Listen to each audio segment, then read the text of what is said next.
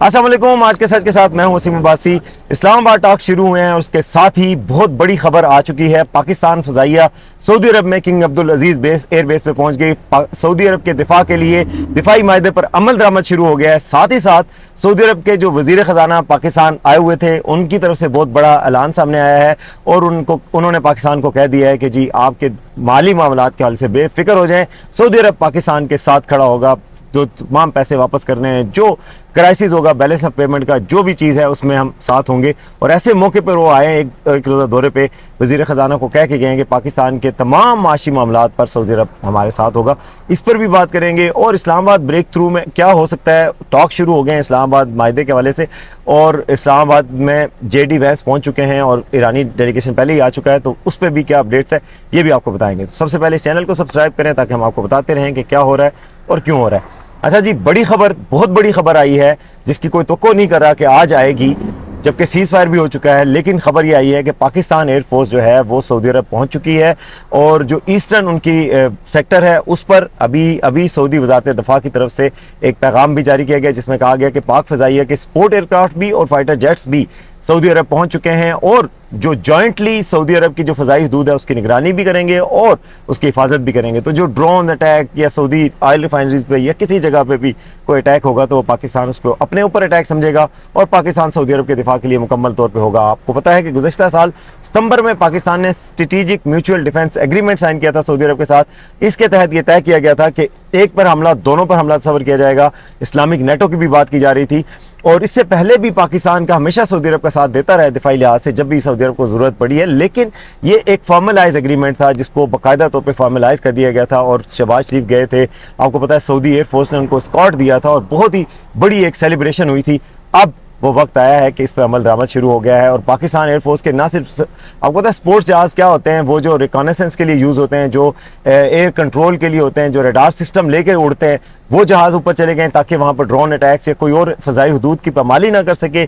जो सऊदी अरब की दिफाई और फ़ज़ाई हदूद की पामाली करेगा तो पाकिस्तान आगे खड़ा होगा उसके दिफा के लिए। तो ये पाक फ़ज़ाइया वहाँ पहुँच गई है और ये पाकिस्तान के लिए बड़ी फ़ख्र की बात है। हरमैन शिफैन के दिफा के लिए पाक फ़ौज का जाना और पाक फ़ौज का वहाँ होना, पाकिस्तान के हर शहरी की ये ख्वाहिश है कि हरमैन शिफैन के दिफा के लिए वो अपना किरदार अदा कर सके। तो ये जो एक अपडेट आई है तो ये एक बहुत सनसनीखेज अपडेट अभी पहुंची है। इससे पहले आपको पता है कि पाकिस्तान जब ईरान का डेलीगेशन कल आया था तब भी पाक फ़ज़ाइया ने उसको एयर एस्कॉर्ट दिया था पाकिस्तान एयरफोर्स ने। और कुछ तो खबरें ये भी आ रही थी कि ईरान से पाकिस्तान तक एयर एस्कॉर्ट दिया गया क्योंकि वहाँ पे वॉर जोन था और पाक फ़ज़ाइया ने कहा कि कहीं और कोई स्पॉइलर आके उसको वो ना कर दे, हमारे मेहमानों को नुकसान ना पहुँचा दे, तो स्कॉट दिया।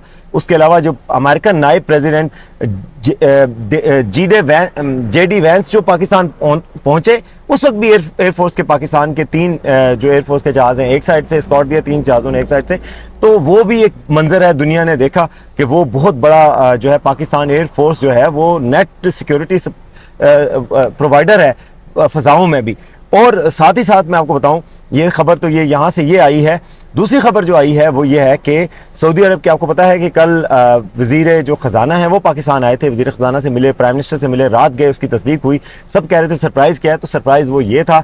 आज फिर ये रिवील हुआ है और ख़बरें सामने आ रही हैं कि सऊदी अरब ने पाकिस्तान में को जो वज़ीर ख़जाना को भेजा था उसमें बताया गया था कि भाइयों, जिस तरह हमेशा एटमी धमाकों के वक्त हम आपके साथ थे इस तरह अब भी हम आपके साथ हैं।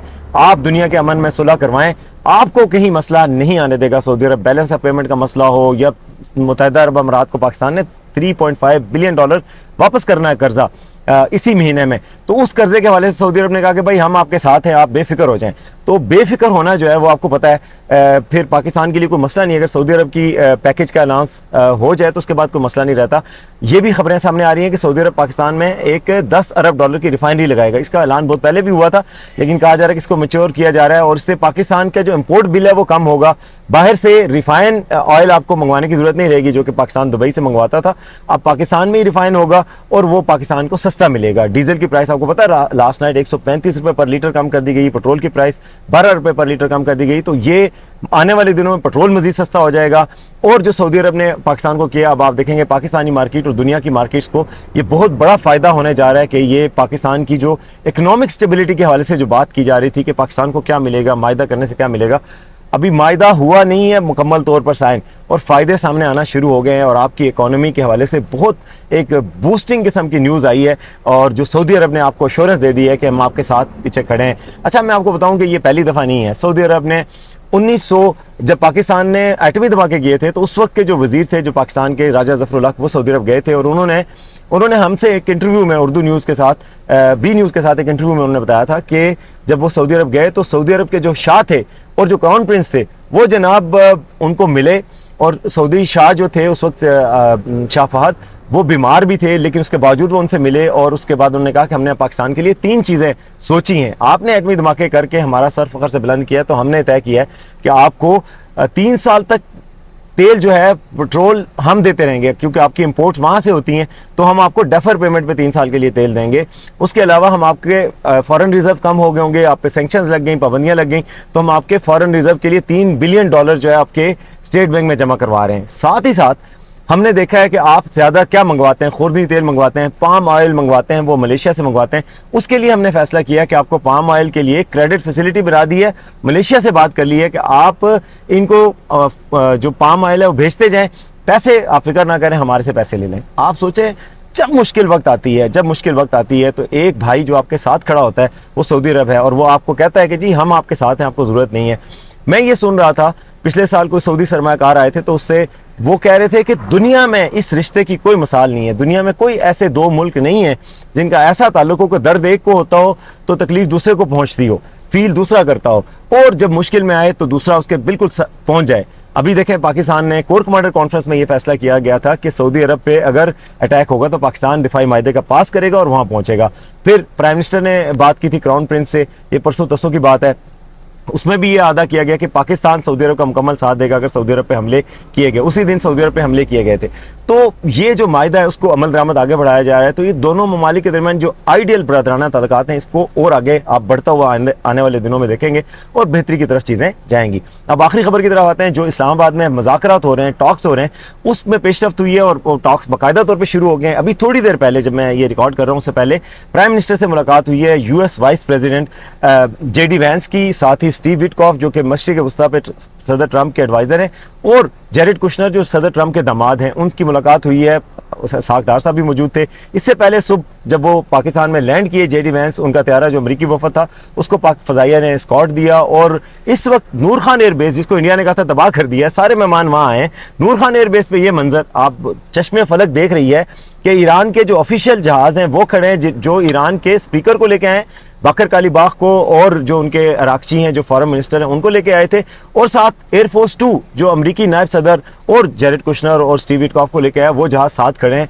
ये मंजर भी दुनिया पहली बार देख रही है कि जो दो कुव्वतें आपस में जंग कर रही थी, उनके जहाज़ एक एयरपोर्ट पे साथ खड़े कर दिए। ये इस्लामाबाद का जहाज़ है, इस्लामाबाद का कमाल है। इस वक्त मैं देख रहा हूँ CNN के जो एंकर हैं, BBC के जो टॉप के जर्नलिस्ट हैं, पूरी दुनिया, अल अरेबिया, दुनिया भर के जो जापान के अखबारात हैं, इटली के हैं, पूरी दुनिया के जर्नलिस्ट इस्लामाबाद पहुँचे हुए हैं और लम्हा बलम्हा अपडेट दे रहे हैं। ना सिर्फ ये अपडेट दे रहे हैं कि टॉक्स कहाँ हो रहे हैं, क्या हो रहा है, क्या दुनिया सांस रोके खड़ी है, कि क्योंकि इस्लामाबाद में जो टॉक्स पिछली दफ़ा हुए थे, जो सिर्फ सीज़फायर हमने करवाया था 3-4 दिन पहले, पूरी दुनिया को $3 ट्रिलियन का फ़ायदा हुआ है, यानी 3000 अरब डॉलर का फ़ायदा हुआ दुनिया के बिजनेसेस को, जो सीज़फायर पाकिस्तान ने ब्रोकर किया था ईरान और इसराइल और अमेरिका के दरमियान। तो इसराइल तो कहीं नहीं है, इजरायली जर्नलिस्टों को पासपोर्ट भी, पाकिस्तान के वीज़े भी नहीं दिए गए, कि पाकिस्तान तस्लीम ही नहीं करता इसराइल को, इसराइल का वजूद जो है पाकिस्तान तस्लीम नहीं करता, तो इसलिए उनको वीज़े नहीं मिले। लेकिन अमेरिका और ईरान के दरमियान जो सुलह करवाई थी, $3 ट्रिलियन का फ़ायदा हुआ। तो इस वजह से दुनिया इस वक्त सांस रोक के इस्लामाबाद की तरफ देख रही है। बिजनेसेस, कंपनीज, बड़ी बड़ी जो कॉन्ग्लोमरेट्स हैं, वो सब देख रहे हैं कि इस्लामाबाद टॉक से क्या चीज़ सामने आएगी। अगर इस्लामाबाद का जलामिया जारी होता है अमन का, और तो पूरी दुनिया में बिजनेसेस को ट्रिलियंस ऑफ डॉलर का फ़ायदा होने जा रहा है, और वो जो ट्रिलियंस ऑफ डॉलर का उनको फ़ायदा होगा तो पाकिस्तान की जो गुडविल क्रिएट होगी, और जो पाकिस्तान के हवाले से मुस्बत जो अभी तक बातें आना शुरू हो गई हैं, उसकी वजह से पाकिस्तान में बड़ी बड़ी कंपनीज आके इन्वेस्ट करेंगी। पाकिस्तान को देखने का जाविया बदल गया दुनिया का। पहले दुनिया पाकिस्तान को एक दहशतगर्दी का शिकार मुल्क, एक एक्सट्रीमिज्म का शिकार मुल्क के तौर पे देखती थी।